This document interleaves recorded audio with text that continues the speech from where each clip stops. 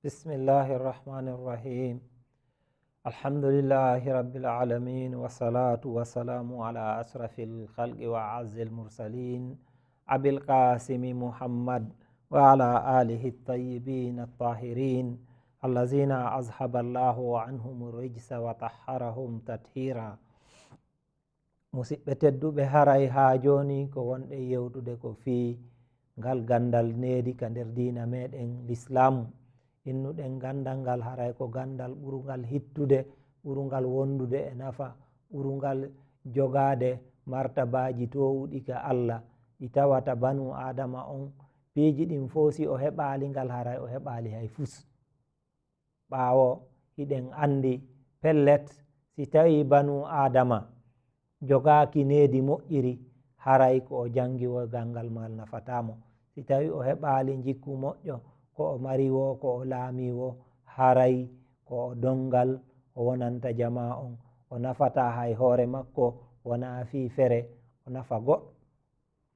Haray toujours ko ɗum wonno ɗen yewtude fi mum. Hari dambugal ngal wonno ɗen yewtude fi muɗum ngal ko dambugal fi moɗugol tikkere e ɓuttugol banu adama ino hani wonude aden ɓuttuɗo, newiɗo, nanodirteɗo, famodirteɗo, jaɓayɗo waajede, jaɓayɗo nantodirde e musidɓe muɗum julɓe ɓen. Haray ko fi ɗum waɗi, haray on tigui noon wawi wa'ude non woosi tawi o hutori ngun jikkuɗo tawa o waɗay doy. Hara kadi si o waɗama o wattotako yimɓe ɓe, ɗum noon ɓuuri himmu. So o waɗama o wattotako yimɓe ɓen, o muñoto, o moɗa tikkere makko nden, o fanka, o bembungo ha tuma on ɗon sa'i feƴƴi o, tuma on alhaali feƴƴi ɗo. Ɗum ɗon ko hunde iwayde joni si tawi on tigui wawi muññade. Haray noon musidɓe tedduɓe, ko ɗum wonno ɗen yewtude fimum. Hari hiɗen jangude hadiseji fillaɗi e ahlul bayti en, ko ɓe waaji musidɓe maɓɓe, ko ɓe waaji ɓe gureji maɓɓe, ko ɓe waaji en jama julɓe ɓen. Ɓawo hiɗen andi pellet nelaɗo Allah on sallallahu alayhi wa alihi wa sallama e ahlul bayti en, ko ɓe accira hakkude meɗen ko fiyo ɓe ne'u en, ɓe holla en laawi jokketeɗi ɗin ko fi ɗum waɗi. Haray ko hadiseji ɗi ɓe yewtata fi mum ɗin, haray wona ɓe yimɓe ɓe wonuno yewtude tun wonano yewtede. Enen kadi hiɗen tawa eɓe wonanoɓe yewtede, ko enen wona jopanede ko ɓe woni jopade ma yewtereji ɗi ɓe woni e ɓarude e wondiɓe maɓɓe, ma ɗum e geɗalɓe maɓɓe, ma ɗum e yimɓe janamɓe. Haray ko ɗum woni ko wonno ɗen yewtude fi mum. Haray noon ha joni en jokkidiray jangugol ɗin hadiseji seeɗa e majji fiye wawu ɓeydagol faamen ko honno jogitorten hoore men, ko honno hanuɗen wa'ude si tawi siga ɗiɗo piiji heeɓi en, ko honno nyawdirten hoore meɗen e ɗiɗo piiji. Ɓenni kadi nyande goo ɓe adduno geɗal ɓe maɓɓe ɓen, ɓe mooɓi ɓe fof ɓe maaki.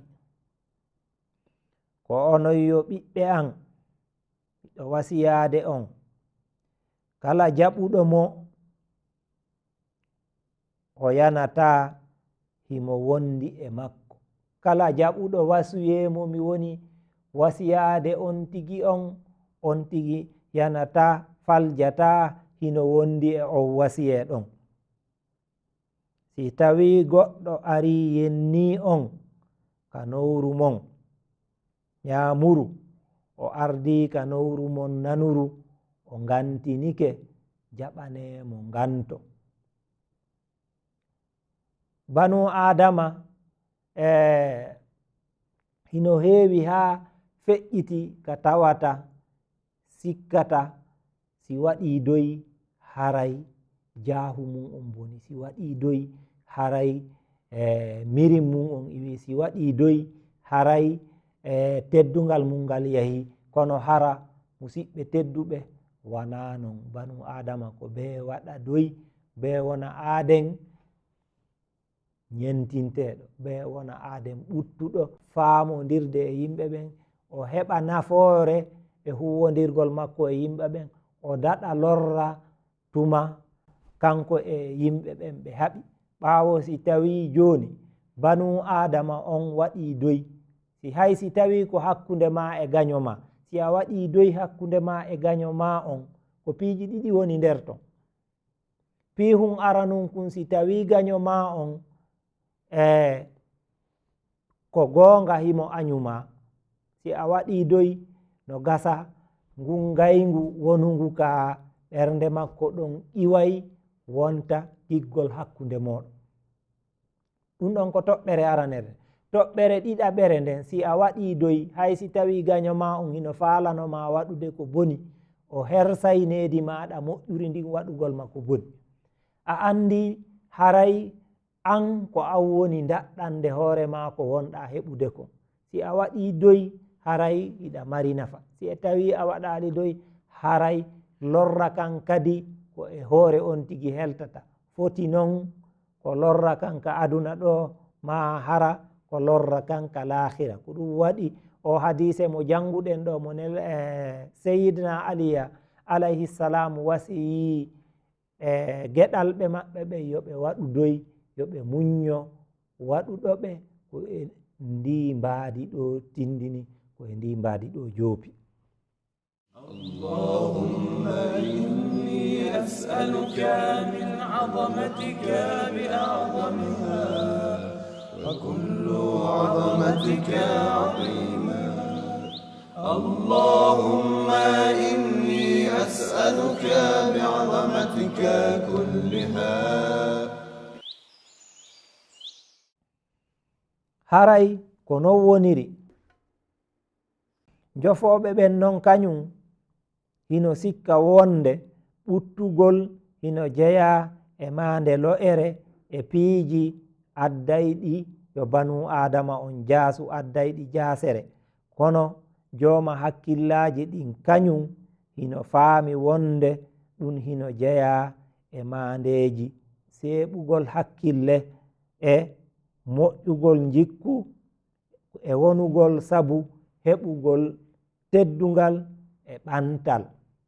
ɓaawo banu adama ɗi piiji ɗi sifiɗen ɗo, teddungal wo ɓantal wo, kala ko tawata banu adama hino haton jini e mum wona kanko ɗaɓɓanta hoore makko, ko hakkunde makko e yimɓe ɓen o heɓata. teddungal wawi gasude wo si tawi yimɓe teddinayɓe ma hino ɗon.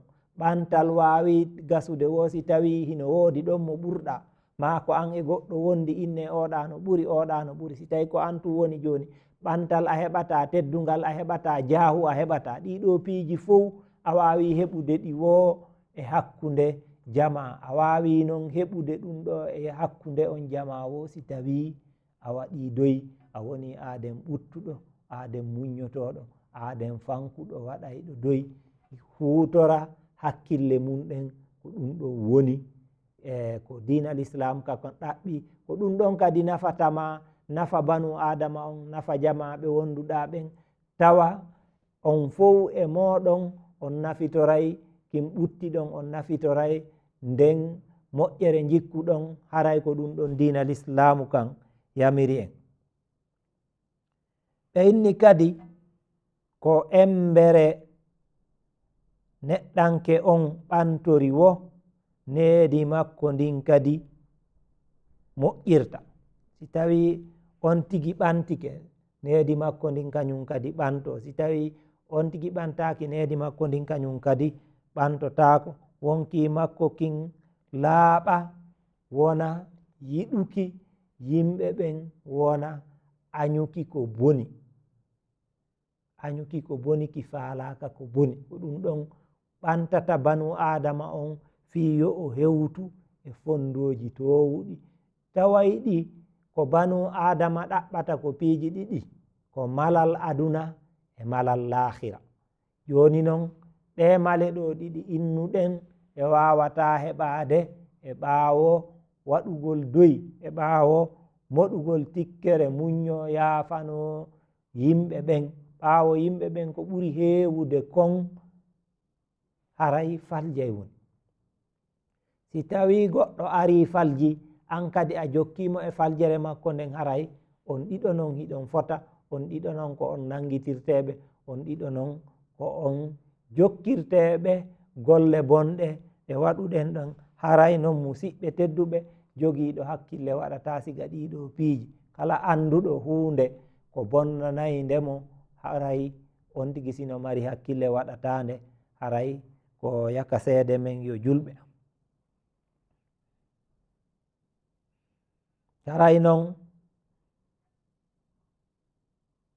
ko wano noon kadi wano yimowo wi'iri e nder yewtugol fii ngol ɓuttugol ɗo, o inni honɗum ko honno kanko o gerdata. o wi'i majjuɗo hino yewtanmi majjere makko nden, min kadi mi waɗa honɗum.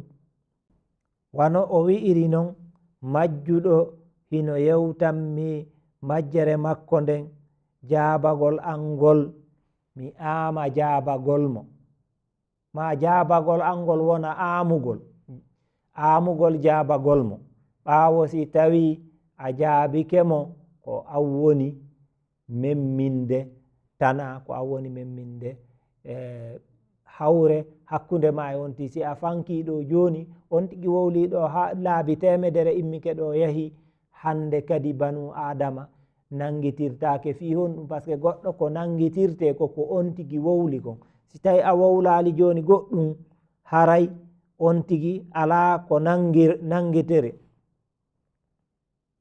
o inni kadi no o ɓeydiri jofoyagal makko ngal wo, min kadi mi ɓeyda deƴere an nden. no o ɓeydiri jofoyagal makko ngal wo, min kadi mi ɓeyda deƴere an nden. miɗo wa'iwa weduru ndu sunnete ɗum ɓeydata ɗum hecciɗugol. yani ko ɗum woni si goɗɗo waɗi ɗum hara musata ɗum, ko ɗum ɗon o faala wiide ɗo. joni hay waɗuɗa ɗum a waɗa ɗum haray no wawi si a yahi a inni a ɓuccay fure, ɓuccugol fure ko an tampintinto fure hunde musata ɗum. joni noon si tawi a ƴetti hoore maɗa a waɗi ngal misal ɓurgal towude ɗon, a waɗi hoore maɗa wa aaden fure walotoɗo ɓucce hara musata ɗum, an kadi yimɓe ɓen ko waɗay ma kon hara musatama. piiji ɗin fof a heɓay, sabu ɓutti ɓernde kin a heɓay ɗum ɗon ka aduna ɗo. par ce que ko ɓuri heewude kon, si goɗɗo ari yennima, si goɗɗo ari konnike ma, si goɗɗo ari haasike ma, wowlanima konnguɗi bonɗi, faale makko on ko ya mono jaabodiron yenndiron, ko ɗum ɗon ɓuttintamo ɓernde nde, ko ɗum ɗon wallintamo ɓernde nde. joni noon si tawi a fanki a jaabaki on tigi, hande kadi ko kanko e wowluɗo on sumata, ko kanko wowluɗo on sumata, ɓernde makko nden suma, par ce que ko o faala kon o heɓali, ko o faalano ko ya mono a monaki. sa jaɓanalimo mona gongol haray a waɗanalimo ko o faala kon. ko ɗum waɗi si tawi yimoɓe ɗenɗiyankejo arabejo wi'i o inni asbiru ala madadil hasudi fa inna sabri qatilahu annaru ta'kulu ba'duhu al-ba'd illam tajid ma ta'kulu. min gaño an konnotoɗolan si o wowlanilan mi jabotako, par ce que a yiite ko si tawi heɓi ko sunna sina ɗum ko hoore mum sunnata. iɗen andi noon pellet banu adama ɗaɓɓitayɗo konnotoɗo haasotoɗo tuma ari wo haray yiite no heewi tew ka nder ɓernde mum, ko ngey yiite ɗo woni yaltinde haɓɓito sunnay hoore mum ma ɓaawo kañum hino sumude ngen ɗo yiite haɓɓito mo yi'ata on kañum kadi ko be sunna on tigi. kono si tawi banu adama on a ƴoƴi a faami wonde oɗo ko monagol ma ngol faala, ko tikkare ma nden ɗumannoto sa a muññike ɗo ko baraji wodanma, hiɗa mari baraji ɗin hiɗa mari ɓutti kadi, par ce que si tawi a monaki goo on a waɗali ko gañoma on faala kon, ɗiɗi on a heɓi baraji ka Allah, tati on kadi a jaɓali wernude yiite wonuge e ɓernde oya nden e nder ɓernde ma nden. haray ko ɗum ɗon banu adama haani wattangol yila e mum, ko ɗum ɗo banu adama haani jokkude fiino o hettira hoore makko, o sottira hoore makko e ɗi jikkuli bonɗi ɗo ɗe. haray musidɓe tedduɓe koɗo wonɗen darnude nde ɗo yewtere sabu sa'i men o lanni. hara e nder sa'iji aroji ɗin ha joni ko ɗin hadiseji yewtaɗi fii ɓuttugol e moɗugol tikkere, ko ɗin sati ɗen jangude fii mum yewten ko newi wo e fi majji. haray ko ɗo darɗen darnude yewtere men nden. wassalamu aleykum wa rahmatullahi ta'ala wa barakatuh.